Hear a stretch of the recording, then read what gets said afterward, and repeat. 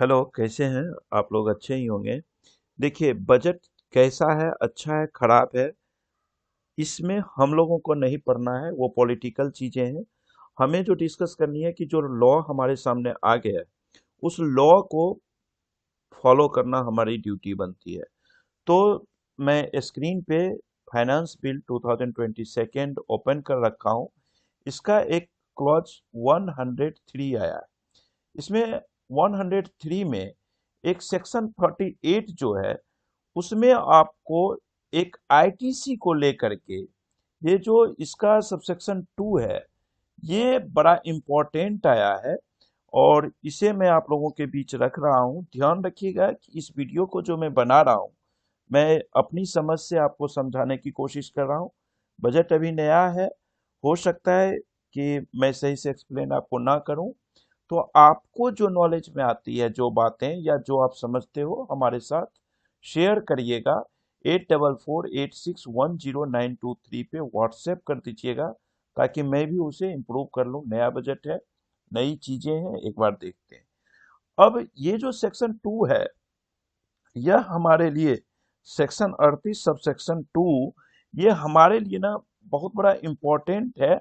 और ये समझ में नहीं आता है कि मैं आपको क्या कहूँ, कि बिजनेस करना और खास करके जीएसटी का आईटीसी लेना बहुत ज्यादा टफ हो गया है।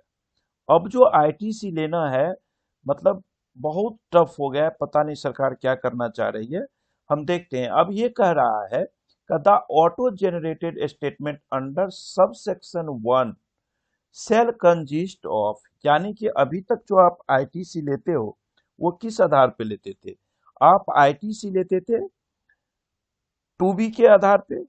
एक सेक्शन था अपना section 16 sub section 2 double A, वो सेक्शन कहता था सेक्शन 16 टू डबल ए, कि जितना 2B में आपका आईटीसी आ रहा है, उतना ही आप आईटीसी आप क्लेम कर सकते हो। लेकिन अब जो आया, ये उसका भी उस्ताद आ गया है, उसका भी गुरु आ गया। यानी सेक्शन 38(2) जो आ गया है ना, चेंज होके, दोस्त ये बहुत टफ है, आपको ध्यान रखना है। सेक्शन 38(2) कहता है कि देखिए, जो आपको जीएसटीआर 2B है, जो 2B से आप आईटीसी लेते हो, वो अब दो पार्ट में आएगा। जो आप टू बी जो आप देखते थे, ये टू बी का अब दो पार्ट होगा। पहला ए पार्ट होगा, जिसमें होगा details of inward supplies in respect of which credit of ITC input tax may be available to the recipient. यानी कि टू बी का जो दो पार्ट होगा, एक पार्ट में होगा, पार्ट ए में आपका होगा कि जिसका आईटीसी आप ले सकते हो, आपके लिए अवेलेबल है। वहीं पार्ट बी जो है, वो रेस्ट्रिक्टेड पार्ट आ जाएगा। वो यानी कि रेस्ट्रिक्टेड क्रेडिट रहेगा, कि details of supplies in respect of which such credit can not be availed whether wholly और पार्टली, चाहे पूरा या कुछ आंशिक रहेगा, बाय द रेसिपिएंट। यानी कि आप इसको नहीं ले सकते हो। इसका रिस्ट्रिक्शन इन्होंने कर दिया है कि वो इनवॉइस, इसमें जो डिटेल रहेंगे जीएसटीआर 2B के पार्ट बी में जो डिटेल रहेंगे, उसमें से वो इनवॉइस रहेंगे जिनका आईटीसी अवेलेबल नहीं रहेगा। क्योंकि वो इनवॉइस जो सप्लायर ने 2B में कब आता है आपका, 2B में वो डिटेल आते हैं जो आपका सप्लायर जीएसटीआर 1 में फाइल करता है डिटेल।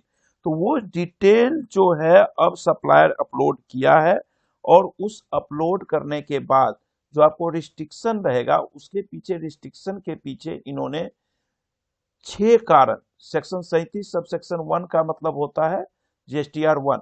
तो अब 6 कारण इन्होंने दिया है, 1 2 3 4 5 और 6। ये 6 कारण दिया है। इसमें जो ये 4 नंबर वाला कारण है ना, चौथा रीजन, तो ये तो मतलब डायरेक्ट भगवान ने बनाया होगा। मुझे नहीं लगता है कि ये हमारे देश की फाइनेंस मिनिस्टर ने बनाया है। ये तो डायरेक्ट भगवान ने, ब्रह्मा ने इसकी उत्पत्ति किया है। समझना चीजों को क्या कह रहा है। अब ये 6 कंडीशन आपको देखना है। By any registered person within such period of taking registration as may be prescribe. देखिए, ये अभी फाइनेंस बिल है, अभी इसको नोटिफाई किया जाएगा। नोटिफिकेशन आएंगे, गजट में आएंगे, उसके बाद ये अप्लीकेबल होगा हमारे जीएसटी एक्ट में। अभी ये कह रहे हैं कि अगर कोई व्यक्ति ऐसा है जिसने रजिस्ट्रेशन लिया हो, ठीक है, आपका जिससे आप माल परचेज करेगो, जो आपका सप्लायर है, वो न्यूली रजिस्टर्ड पर्सन है by any registered person within such period of taking registration as may be prescribe. अब ये बताएंगे कि जो नया रजिस्ट्रेशन लेने वाला व्यक्ति है वो कितने दिनों तक उसके बिल का आईटीसी आप नहीं ले सकते हो। यानी मोटा मोटी नया रजिस्ट्रेशन जिसने लिया है उसका आईटीसी उसके बिल का आप नहीं ले सकते हो। क्लियर। अब ये पीरियड वगैरह, आपको ये जो पीरियड है कि कितने पीरियड तक, ये प्रेस्क्राइब किया जाएगा। जब इसको नोटिफाई किया जाएगा तब आपको बताया जाएगा कि कितने दिनों के लिए उनका रिस्ट्रिक्ट। मान लीजिए कि आज जैसे 3 फरवरी हो गया, तो हो सकता है कि 3 फरवरी को अगर किसी ने रजिस्ट्रेशन लिया तो शायद 4 फरवरी का जो वो बिल काटेगा उसमें आप आईटीसी नहीं लोगे। ये देखा जाएगा कि ये आपको नोटिफाई करेंगे। पहला कारण आपको ये पता करना है अपने सप्लायर के लिए। सेकेंड ये बता रहे हैं कंडीशन कि bye any registered person who has defaulted in payment of tax and where such default has continued for such period as may be prescribed। ये भी प्रेस्क्राइब किया जाएगा कि कितनी पीरियड के लिए। लेकिन अगर आपको याद हो सेक्शन 16, आपको तो खूब अच्छा से याद होगा ना, सेक्शन 16 जो था, सेक्शन 16 भी आपका क्या था, सेक्शन 16 का सब सेक्शन 2 क्लॉज सी क्या कहता था, यही तो कहता था कि सेक्शन 16(2)(c कहता था कि अगर आपका बंदा 3B सप्लायर जो आपका है वो 3B नहीं फाइल किया है, वही चीज यहाँ कह रहा है, वो है डिफॉल्टेड। देखो जीएसटीआर 2B में आपका इनवॉइस का डिटेल कैसे आ जाता है, अगर उसने जीएसटीआर 1 फाइल कर दिया। दोस्त पेशेंस से मेरी इस वीडियो को देखना, अगर इसका पेशेंस आपको नहीं हुआ वीडियो बड़ी होगी, अगर पेशेंस नहीं हुआ तो नहीं समझोगे क्लियरली, ठीक है। तो 2B में वो डाटा आते हैं जो आपका जीएसटीआर 1 में फाइल हो गया। लेकिन पार्टी ने क्या किया, डिफॉल्ट मतलब क्या होता है, who has defaulted in payment, मतलब 3B फाइल नहीं किया, सरकार को पैसा नहीं दिया। अगर सरकार को पैसा नहीं दिया तो आपको आईटीसी नहीं मिलने का ध्यान रखना है, आईटीसी नहीं मिलना पर। अब इसका पीरियड ये प्रेस्क्राइब करेंगे जब नोटिफाई करेंगे, नोटिफिकेशन में आपको बताएंगे।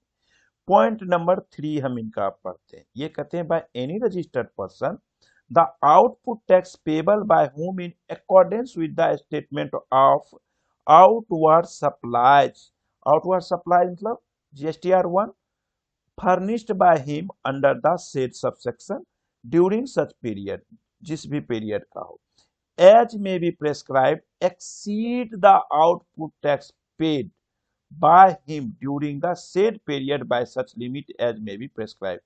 कंसेप्ट समझ लीजिए।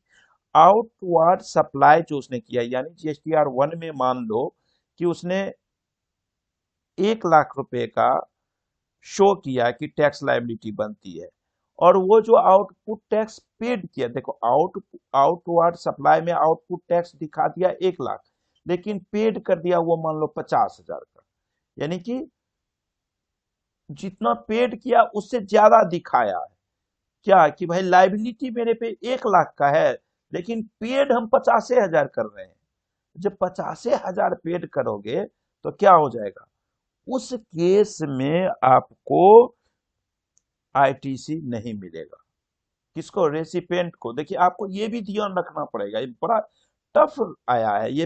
पॉइंट नंबर 3 और पॉइंट नंबर 4 जो है ना, ये बड़ा मुश्किल चीज है यार, हम कैसे पता करें, ये भी मुश्किल है। अरे 3B नहीं फाइल किया तो हम मान लिए चलो 3B नहीं फाइल किया, लेकिन 1 लाख लाइबिलिटी बन रही थी, उसने 50,000 कर दिया, तो ससुरा हमें कैसे पता चलेगा, बड़ी मुश्किल बात हो गई। चलो इसके लिए पोर्टल पे चेंजेज होंगे, बहुत सारे रूल बदलेंगे। सेक्शन 38 सबसेक्शन 2 बहुत सारे रूल को चेंज कर देगा। 2B, मैं 2 ही नहीं कहूं 2B कहूं, ये 2B के जो ये 6 कंडीशन है ना नीचे तक, ये बहुत सारे रूल को बदल देंगे, पोर्टल बदल जाएगा, ये ध्यान रखना। यानी कि पॉइंट नंबर 3 आपका क्लियर, लाइबिलिटी ज्यादा है, पे कम कर रहा है, तो भैया आपको आईटीसी नहीं मिलेगा, उसको तो जो होना है वो भगवान जाने। पॉइंट नंबर 4, बहुत इंपॉर्टेंट सेक्शन ये है, और ये मेरे समझ से बाहर जा रहा है, आप लोग भी समझना, और हमसे ज्यादा समझते हो तो हमें समझाना। कहते हैं, bye any registered person who during such period as may be prescribed has availed credit of input tax of an amount that exceed the credit that can be availed by him in accordance with clause A by such limit as may be prescribed। कहता है, सीधा concept समझो, जो मैं अभी आपको ऊपर बताया कि जीएसटीआर 2B जो है वह दो पार्ट में आएगा, एक पार्ट ए और एक पार्ट बी। अब कहता है कि अगर सेक्शन 38 का सबसेक्शन 2 का क्लॉज ए जो अवेलेबल रेसिपेंट के लिए आईटीसी है उससे ज्यादा इसने ले लिया, ज्यादा क्लेम कर लिया, यानी कि अवेलेबल जो है आपका सप्लायर जो अपलोड कर दिया इनवॉइस, उसने अपना जो आईटीसी क्लेम किया है, अगर वो क्लॉज ए के अंदर जो अमाउंट डिक्लेयर किया गया है उसके अनुसार है तब तो ठीक है, लेकिन अगर उससे ज्यादा उसने ले लिया आईटीसी तो आपको आईटीसी नहीं मिलेगा। मैं जो इसका मतलब समझ रहा हूं ये समझा, आप लोग अगर इसका इंटरप्रिटेशन कुछ और समझ रहे हो तो मुझे बताना जरूर 8448610923 पे व्हाट्सएप करके। अगर उसने ज्यादा ले लिया क्लॉज ए से तो आपको आईटीसी नहीं मिलेगा। भैया मैं क्या मतलब, व्यापारी अपना बिजनेस करेगा कि सप्लायर के पीछे भागेगा, बड़ा मुश्किल आ गया है। ठीक है, अब लास्ट में आया है क्लॉज जो ये पांचवा है, by any registered person who has defaulted, फिर आया डिफॉल्टेड वर्ड समझना, in discharging his tax liability in accordance with the provision of subsection 12 ऑफ section 49 subject to such conditions and restrictions as may be prescribed. अब कहता है एक section 49 subsection 12, यहां पे अगर आप देखोगे तो ये रेफर कर रहे हैं मेन रूप से आपको रूल, अगर आप लोगों ने याद किया होगा तो रूल 86 और capital B. Rule 86 capital B में आपको कहा जाता था कि जितनी लायबिलिटी है उसका 99% तो आप आईटीसी से पेमेंट करो और 1% आपको कैश ही पेमेंट करना है। क्लियर? तो अगर उसका भी डिफॉल्ट कर रहा है, अगर आपका सप्लायर उस रूल को भी फॉलो नहीं कर रहा है तो आपको आईटीसी नहीं मिलना है, ये आईटीसी नहीं मिलेगा। तो समझ रहे हो, छठा है by such other class of person as may be prescribed, ये तो और प्रेस्क्राइब करेगा, नोटिफाई करेगा। तो ये जो 6 कंडीशंस आए हैं मेरे दोस्त, समझ से बाहर है कि इसमें क्या होगा, आप मतलब आप नहीं समझ पा रहे हैं हम कि क्या कहना चाहता है। बाकी जब आएगा रूल तब हम देखेंगे कि क्या कहता है, सॉरी रूल नोटिफिकेशन नोटिफाई किया जाएगा इस फाइनेंस बिल को, क्या ये बताते हैं वो हम देखते हैं, उसके बाद समझेंगे। 3 और 4 नंबर जो इनका कंडीशन है ये बहुत टफ है। तो इस वीडियो को मैं यहाँ खत्म कर रहा हूँ, इसको ज्यादा से ज्यादा शेयर करिए ताकि सभी लोगों तक पहुंचे और लोग समझ पाए। Thank you, bye bye.